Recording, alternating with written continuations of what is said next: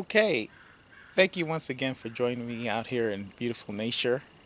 And I'm going I broke this up into two parts. Part two, because I wanted to talk about each individual being or animal or insect on a just on their own.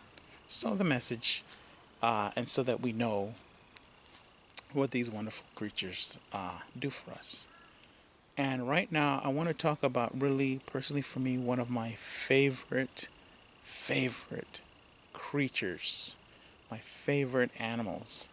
Ever since I was a little boy, always loved them. I would sit there for hours. I'm talking about ants. Ants. That's right, those little creatures uh, that we see all the time, that most of us, or may I see many people see as nuisance. These are some wonderful creatures, and what they do for us is amazing. Wait till you hear. Now, let's talk about what they do physically. And I wrote a few things down on my paper here that I'm holding. And let's get right into it. Ants have a big impact on our environment and our ecosystem. First of all, they're fantastic engineers.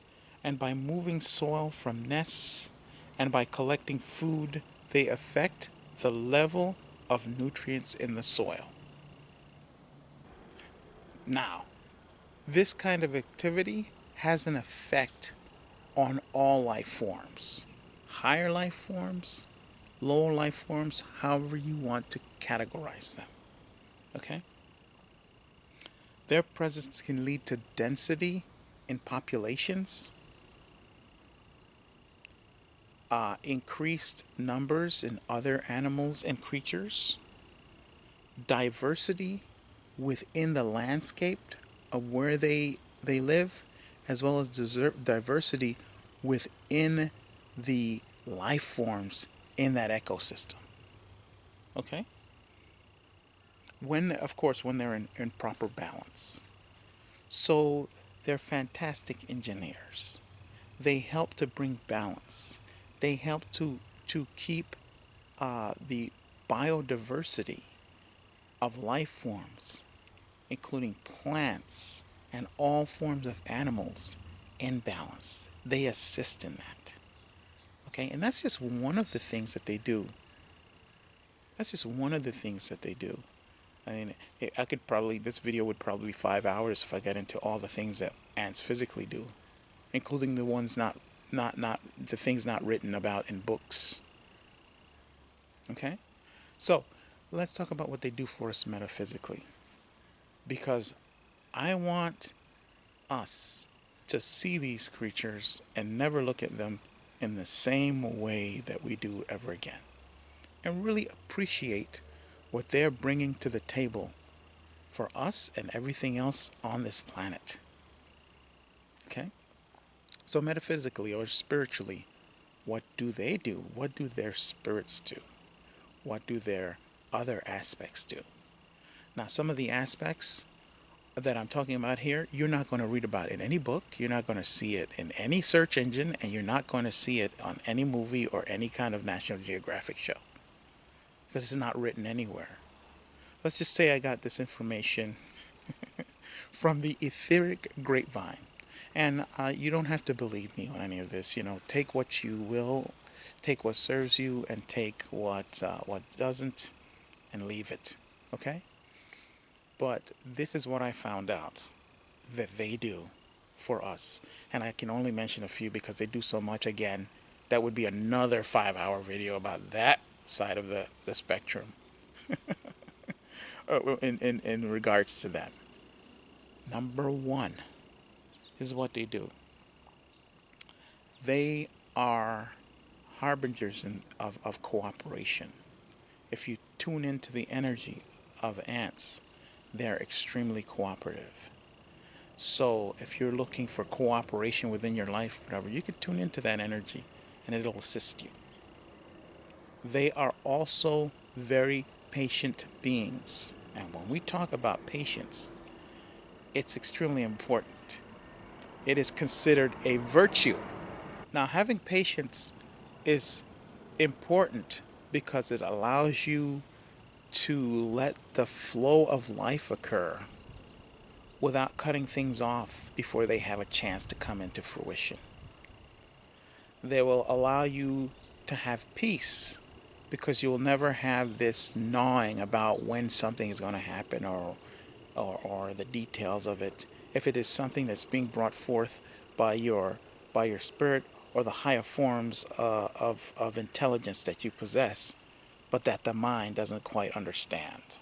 Because as you know, I've said before, the mind has a certain job, and it has a function, and often it doesn't understand the things that are not in the physical realm of being. So patience is very important for that. Ants are also extremely good architects. They build things, they create constantly, and that kind of energy can assist us in our creativity and in getting things accomplished. Okay? Now, here's another important aspect that these wonderful beings do. When we incarnated here, or the original plan, when we decided to come here, and when everything was created for us to have an experience here, we descended down here in soul groups. In soul groups. So it's very important. Soul groups are very important because they assist us in the mission that we have here on earth. And not all soul groups have the same mission. We all have diverse soul groups, just like in nature and just like in everything else.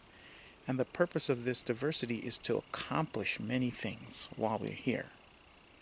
So what has happened to throw that all out of whack is that we have been mixed in soul groups. Now, I'm talking about etherically. I'm not talking about how you look, your race, your sex, or anything like that. It has nothing to do with that. All soul groups have all kinds of people in them. Okay? And so, what has happened is we've been distracted away and pulled away from our soul groups. And we end up with people in our lives that we don't really resonate with or don't really connect with. And we eventually, this happens for so long, we end up accepting that. And what that does is that prevents us from doing living our purpose here, being completely in joy and happiness. Because when you find your soul group, you connect without effort. You start doing things that you didn't think of before. They encourage you to keep, and they show you in your soul group. You quickly recognize while you're here what makes you happy, the connections of the people that you're with. It just flows with ease. It really does. And so what the ant kingdom is doing is reconnecting us with our soul groups. Those of us who do not know our soul groups, these beings are connecting us to that. All you have to do is tune in. Just take some time, and just with your mind and your heart,